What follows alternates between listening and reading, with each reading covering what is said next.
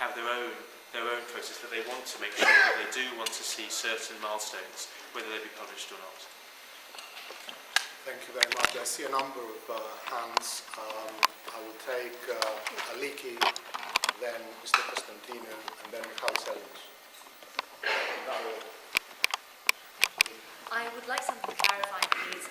When we were here last year, there was great impetus for saying Cypriots for Cyprus. So we spoke about Cypriots negotiating with each other for some sort of solution.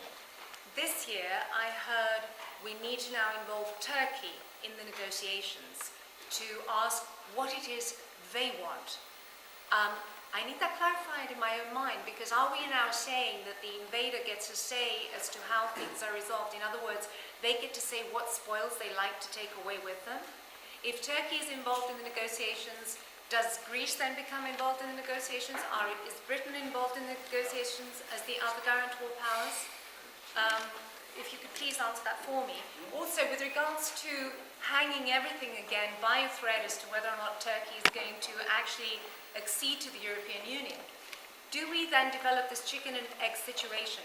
What happens first? Do we resolve first and then Turkey has full accession? Does Turkey get to come into the EU first and then we have a resolvement of the problem? How does this work? Thanks, Aliki. May I take Harrison's question to you?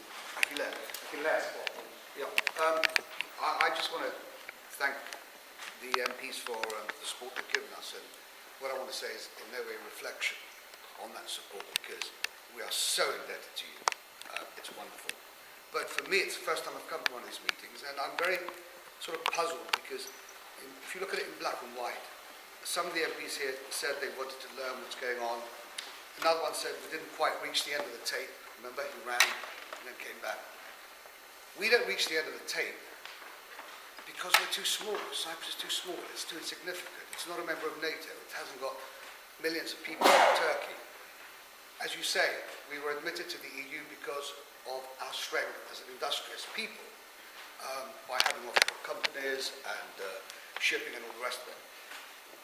What I'm most concerned about is Britain's role as a guarantor of Cyprus' independence.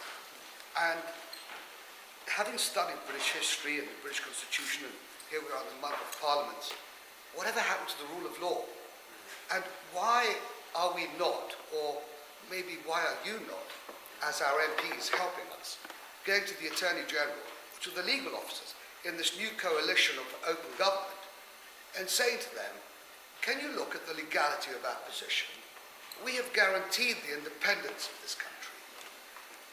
A third party, one of the other guarantors, absolutely illegally has invaded, and after 36 years, that invasion is allowed to continue. What obligations does Britain have as a guarantor power? You know, I remember Palmerston in these buildings attacking Italy because one British citizen was manhandled. Remember, civis Romanus sum, he said.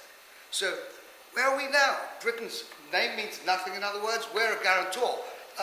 We only guarantee something if it pays us, or if nobody else objects. If Britain is a guarantor, if Britain is an honourable nation, then it must be legally obligated to enforce that guarantee. And I'm not saying we attacked Iraq for nothing, right? Losing thousands of British soldiers. Yet here, with little Cyprus, I say it's time that this body started putting an emphasis on not a new society in the world which is allowing the survival of the strongest, not necessarily the fittest, or the war in the jungle. But we remember, if we're going to continue to be a civilized society, a civilized community, a civilized world, then we must respect the rule of law, and that means honouring our legal obligations, just as the police expect us to comply with parking regulations. Then states must be compelled to honour their guarantees. Thank you, Achilles. Michael Selins. Although I like to thank all the members of parliament who came here and expressed their support for Cyprus, they spoke to us and we are very grateful for their support. I particularly like to thank David, Alan and Jim who stayed behind to listen to us as well. I'd like to thank Tom Cox, but Eddie O'Hara, who was sitting behind, I don't know where he is now, he was sitting behind for his long-standing support for Cyprus. I'd like to ask my friend David if the new government will stick to the promises that is in their manifesto, that Turkey must comply with the EU regulations, not because some of the MPs said before that Turkey cannot become a member of the European Union while they occupy a part of a European soil, a part of one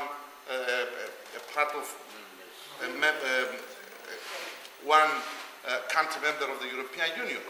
The question is not whether the time comes for Turkey to become a member of the European Union after 10, maybe more years.